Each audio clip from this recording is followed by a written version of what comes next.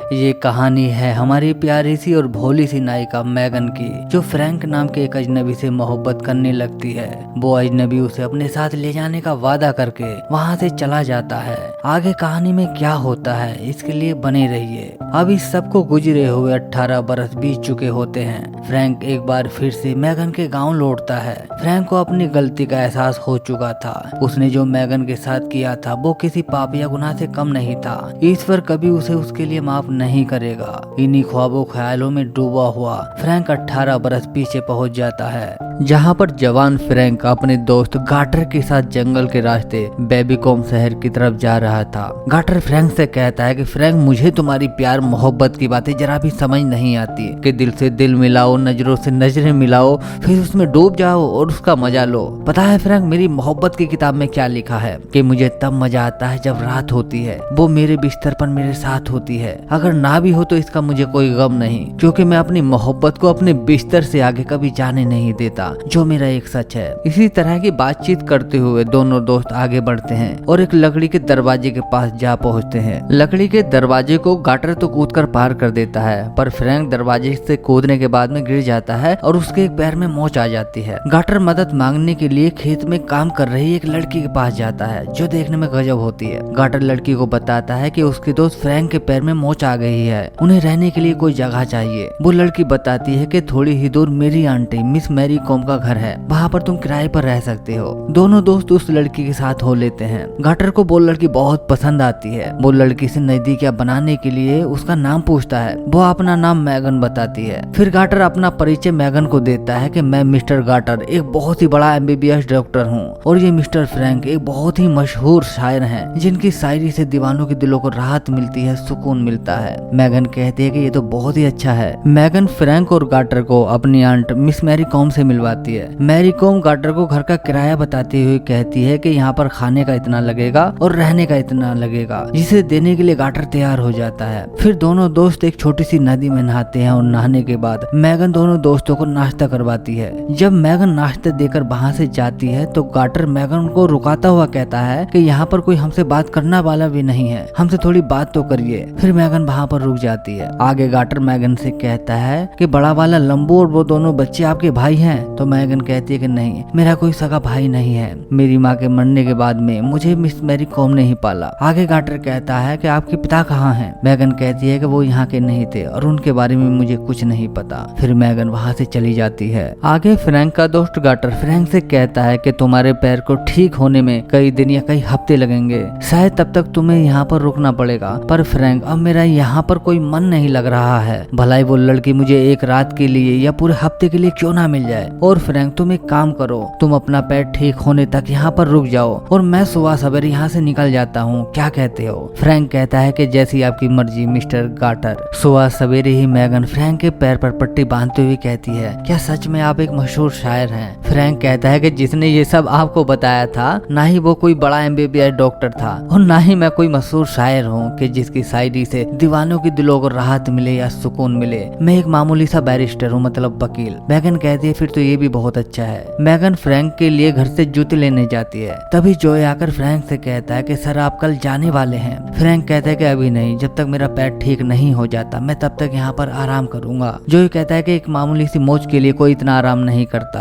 तभी मैगन घर के अंदर से जूते लाकर फ्रैंक को पहनाती है, जो जॉय को बिल्कुल भी अच्छा नहीं लगता। जॉय नहीं चाहता था कि मैगन किसी अजनबी के इतना करीब जाए, और बस यहीं से मैगन और फ्रैंक की प्रेम कहानी शुरू हो जाती है। मैगन किसी रस्सी पर कपड़े सुखाती और वहीं फ्रैंक दूर से मैगन को देखता जाता, जिसकी खबर मैगन को भी होती, पर जैसे मैगन भी फ्रैंक को चाहने लगी थी। और फिर एक शाम फ्रैंक मैगन की फैमिली के साथ खाना खाता है। फ्रैंक को उनका बनाया हुआ केक बहुत पसंद आता है। वो केक की रेसिपी जानने की कोशिश करता है तो मिस मैरी कॉम कहती है कि केक की कोई लिखी हुई रेसिपी नहीं है, बस हम ऐसे ही बना लेते हैं। जो फ्रैंक की इंसल्ट करता हुआ कहता है कि जैसा तुम्हारा लकड़ी के दरवाजे पर कूदकर जख्मी होना कहीं नहीं लिखा था, वैसे केक कैसे बनता है ये कहीं नहीं लिखा है। जॉय नहीं चाहता था कि फ्रैंक उनके घर रहे, क्योंकि फ्रैंक की वजह से जॉय और मैगन के बीच में दूरियां बढ़ती जा रही थी। अब मैगन जॉय से अच्छे से कोई बात नहीं करती थी। जॉय गुस्सा होकर अपनी बंदूक लेकर वहाँ से चला जाता है और एक पहाड़ी के टीले पर खड़ा हुआ मैगन को देखता है। सुबह सवेरे फ्रैंक मैगन को ढूंढता हुआ मैगन के कमरे तक जा पहुंचता है। वहाँ पर मिस मैरी कॉम फ्रैंक को बताती है कि आज मैगन दोनों बच्चों को अपने साथ लेकर भेड़ों की ऊन उतरवाने गई है। इसके बाद फ्रैंक घर के नौकर जिमी से वहाँ जाने का रास्ता पूछकर एक साइकिल लेकर वहाँ की तरफ निकल पड़ता है। उधर मैगन अपनी एक सहेली से फ्रैंक के बारे में जिक्र करते हुए कहती है कि फ्रैंक एक बहुत ही अच्छा इंसान है, अगर मैं उसे एक पल ना देखूं तो मुझे चैन नहीं आता। आजकल मुझे ऐसा लगता है जैसे मैं हवा में उड़ रही हूँ और सब कुछ मुझे अच्छा लगता है। तभी वहाँ पर साइकिल चलाकर फ्रैंक भी आ जाता है। मैगन फ्रैंक को देखकर बहुत खुश होती है। मैगन फ्रैंक को सभी जगह पर घुमाती है। फ्रैंक सभी लोगों के साथ मिलकर काम करता है। शाम को वहाँ पर एक रंगीन पार्टी होती है। उसके बाद वहाँ पर नाच गाना होता है। उसके बाद मैगन और फ्रैंक एक गोदाम में भेड़ों की रोई के ऊपर अपनी सारी रात गुजारते हैं और बस यहीं से मैगन और फ्रैंक के बीच में प्यार गहरा होने लगता है। जिसके बाद दोनों नदी में नहाते हैं, वहाँ पर मौज मस्ती करते हैं और एक साथ कई रातें साथ में गुजारते हैं। वो सब करते हैं जो एक लड़की और एक लड़का करते हैं। वो दिन भर एक दूसरे को देखते जाते हैं, जिस सब को देखकर जॉय बहुत चिढ़ता है। और फिर एक शाम जब फ्रैंक समेत सभी लोग एक साथ एक हाल में बैठे हुए होते हैं तो जॉय मैगन पर अपनी दिल की भड़ास निकालता हुआ कहता है कि आखिर मैं समझ नहीं पा रहा हूँ यहाँ पर चल क्या रहा है। एक लड़की एक अनजान आदमी के साथ रात भर क्या करती है। दिन भर चारों तरफ शेरो शायरी का माहौल बना रहता है। हवा में उड़ने की बातें होती हैं जो हमारे लिए बिल्कुल भी सही नहीं है। जॉय मैगन के करीब जाकर कहता है कि मैगन तुम समझ लो मेरी हो, हम बहुत ही जल्द शादी करेंगे, हमारे 2-3 बच्चे होंगे और ये गाँव ही हमारी दुनिया और हमारी जन्नत होगी। और इन सब बातों के बीच में ही फ्रैंक वहाँ से उठकर चला जाता है। सुबह सवेरे जब फ्रैंक नाश्ता करने आता है तब मिस मैरी कॉम रात के झगड़े की वजह से फ्रैंक को अपने घर से जाने को कहती है, पर किसी तरह से फ्रैंक एक दिन बाहर रहने के लिए मिस मैरी कॉम को मना लेता है। फ्रैंक घर के नौकर जिमी के पास जाकर मैगन के बारे में पूछता है तो जिमी फ्रैंक को बताता है कि रात भर मैगन और मिस मैरी कॉम में काफी लड़ाई झगड़ा हुआ। फिर सुबह सवेरे मिस मैरी कॉम ने जबरदस्ती मैगन को जॉय के साथ शहर किसी काम के लिए भेज दिया।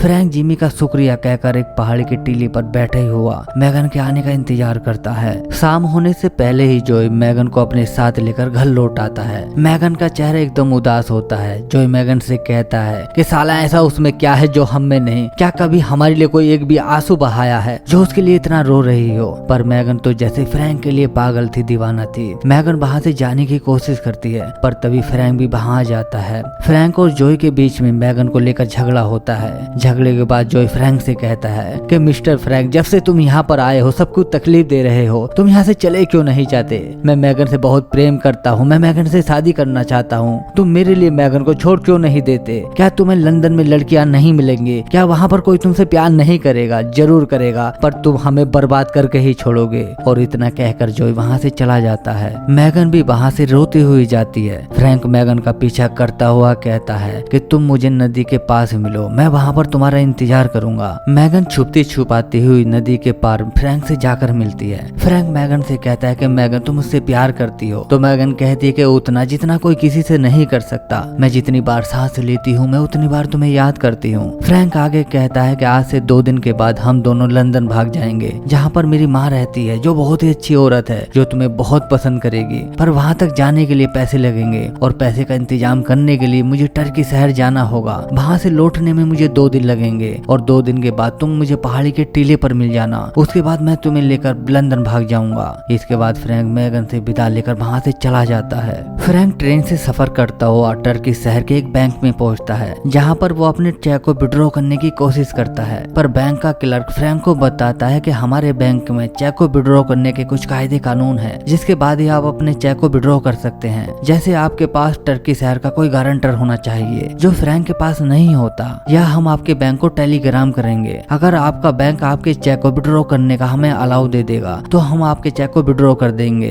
इसलिए आपको शाम 3 बजे तक दोबारा हमारे बैंक आना होगा। फ्रैंक को टर्की शहर में घूमते हुए उसका एक पुराना दोस्त फिल हॉलिडे मिलता है, जो अपनी 2 छोटी बहनों का इलाज करवाने के लिए टर्की शहर आया था। फिल हॉलिडे फ्रैंक को अपने साथ एक होटल में ले जाता है, जहाँ पर वो ठहरा हुआ था। वहाँ पर वो फ्रैंक को अपनी 2 छोटी बहनों और अपनी एक बड़ी बहन रोमानिया हॉलिडे से मिलवाता है। उधर पहाड़ी के टीले पर बैठी हुई मैगन फ्रैंक को याद करती हुई तड़प रही होती है। जो मैगन के पास आकर कहता है कि अब तो फ्रैंक चला गया, जो वापस लौटकर कभी नहीं आएगा। मैगन कहती है कि क्या फर्क पड़ता है वो लौटकर आए या ना आए। जो मैगन के मुंह से ये बात सुनकर बहुत खुश होता है वो मैगन को अपने सीने से लगा लेता है। मैगन जॉय को अपने सीने से हटाते हुए कहती है कि जॉय, मैंने तुम्हें बहुत दुख दिए हैं जो मुझे कभी नहीं देने चाहिए थे। तुम एक बहुत अच्छे इंसान हो। जॉय कहता है कि वो तुम्हारी सारी गलतियों को भुला देगा, बस तुम उससे शादी कर लो, जिसके बाद अपने बहुत सारे छोटे छोटे बच्चे होंगे। मैगन कहती है कि वो इस बारे में थोड़ा सोचेगी और वहाँ से चली जाती है। उधर फ्रैंक अपने दोस्त फिल हॉलिडे से विदा लेकर ठीक 3 बजे बैंक पहुँचता है। बैंक का क्लर्क दुख जताता हुआ फ्रैंक से कहता है कि माफ करना सर, पर आपके बैंक से टेलीग्राम का अभी तक कोई जवाब नहीं आया है, हो सकता है कि कल आ जाए। फ्रैंक क्लर्क से आग्रह करता हुआ कहता है कि सर मुझे कल तक अपने गांव जरूरी ही लौटना है। क्लर्क कहता है कि पर मैं इसमें आपका कुछ नहीं कर सकता।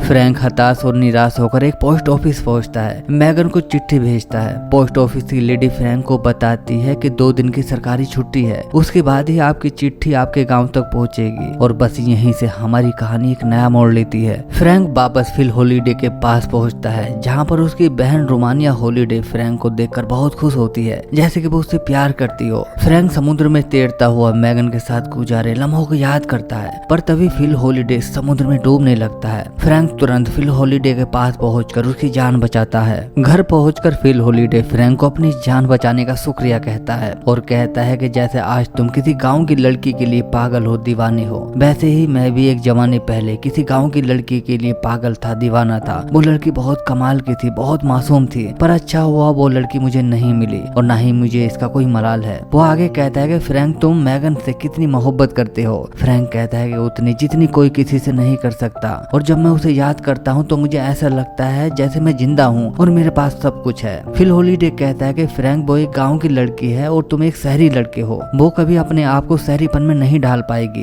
और फ्रैंक शुरू की मोहब्बत में हमें सब कुछ अच्छा लगता है, पर एक वक्त के बाद हमें समझ में आ जाता है कि यह हमने क्या कर दिया। फ्रैंक फिल हॉलिडे की इस बात का कोई जवाब नहीं देता और वहाँ से चला जाता है। फ्रैंक एक बालकनी में खड़ा होता है, तभी रोमानिया हॉलिडे आकर अलग से अपने भाई की जान बचाने का शुक्रिया कहती है और कहती है कि फ्रैंक क्या तुम किस्मत में विश्वास रखते हो। फ्रैंक कहता है कि नहीं, मैं खुद पर विश्वास रखता हूँ और अपने किए पर। रोमानिया कहती है तो क्या आप हमें अकेला छोड़कर चले जाएंगे। फ्रैंक कहता है कि हमारे बीच ऐसा कुछ नहीं है। रोमानिया फ्रैंक की सारी हकीकत जानती थी कि वो एक लड़की से कितनी मोहब्बत करता है, पर फिर भी वो खुद को फ्रैंक के करीब आने से नहीं रोक पा रही थी। अगले दिन फ्रैंक बैंक पहुंचता है। इस बार उसका चेक विड्रॉ हो जाता है, उसे पैसे मिल जाते हैं। फ्रैंक भागता दौड़ता हुआ रेलवे स्टेशन पहुंचता है, पर उसके रेलवे स्टेशन पहुंचने से पहले ही फ्रैंक की ट्रेन छूट जाती है, जिसका फ्रैंक को बहुत दुख होता है। फ्रैंक रेलवे ऑफिसर के पास जाकर अगली ट्रेन के बारे में पूछता है, तो रेलवे ऑफिसर फ्रैंक को बताता है कि आज वहाँ के लिए बहुत लेट ट्रेन है, शायद रात 9 के बाद, और कल संडे है, संडे में वहाँ पर कोई ट्रेन नहीं जाती। उधर मैगन फ्रैंक के लिए बहुत परेशान हो रही होती है। वो अपनी सहेली से फ्रैंक के बारे में बार बार जिक्र करती है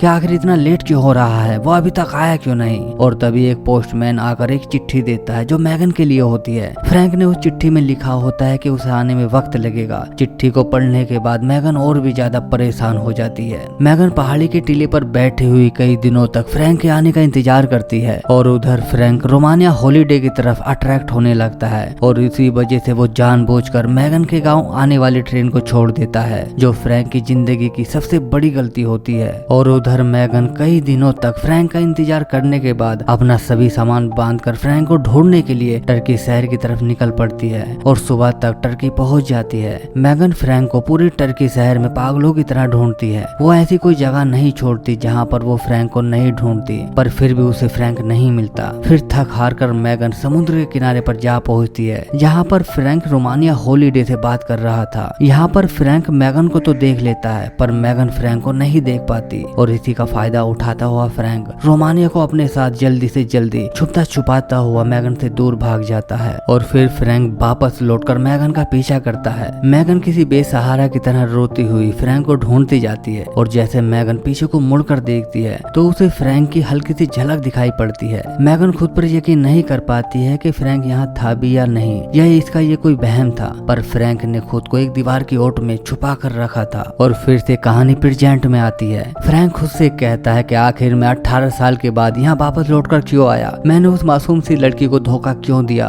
जो मुझसे दिलो जान से मोहब्बत करती थी, जो मुझ पर मर मिटने के लिए तैयार थी, आखिर मैंने उसके साथ ऐसा क्यों किया। और फिर फ्रैंक के पास जिमी नाम का वही नौकर आता है जो मैगन के समय से यहाँ पर काम कर रहा था। फ्रैंक जिमी से उस औरत के बारे में पूछता है जो रस्सी पर कपड़े सुखा रही होती है। फ्रैंक को लगता है कि वो मैगन होगी। जिमी फ्रैंक को बताता है कि वो जोई की विधवा पत्नी एलिना है और फिर जिमी फ्रैंक को एक कब्र के पास ले जाता है। जिमी फ्रैंक को उस कब्र की कहानी सुनाता हुआ कहता है कि ये मैगन नाम की एक जवान लड़की की कब्र है जो फ्रैंक नाम के एक अजनबी से मोहब्बत करने लगी। वो अजनबी बिल्कुल भी अच्छा आदमी नहीं था। वो मैगन को अपने साथ ले जाने का वादा करके चला गया, जिसके बाद वो लौटकर कभी वापस नहीं आया। मैगन उसे ढूंढने के लिए उसी शहर पहुंच गई जहाँ पर वो रहता था। मैगन ने उसे कई दिनों तक पूरे शहर में ढूंढा पर वो उसे नहीं मिला। आखिरकार मैगन वापस लौटकर अपने गांव आ गई। वो इतना बदल चुकी थी जितना मैंने कभी किसी को बदलते हुए नहीं देखा। वो पहाड़ी की टीले पर बैठी हुई कई दिनों तक उसके आने का इंतजार करती रही। फिर एक दिन उसके पेट में दर्द हुआ।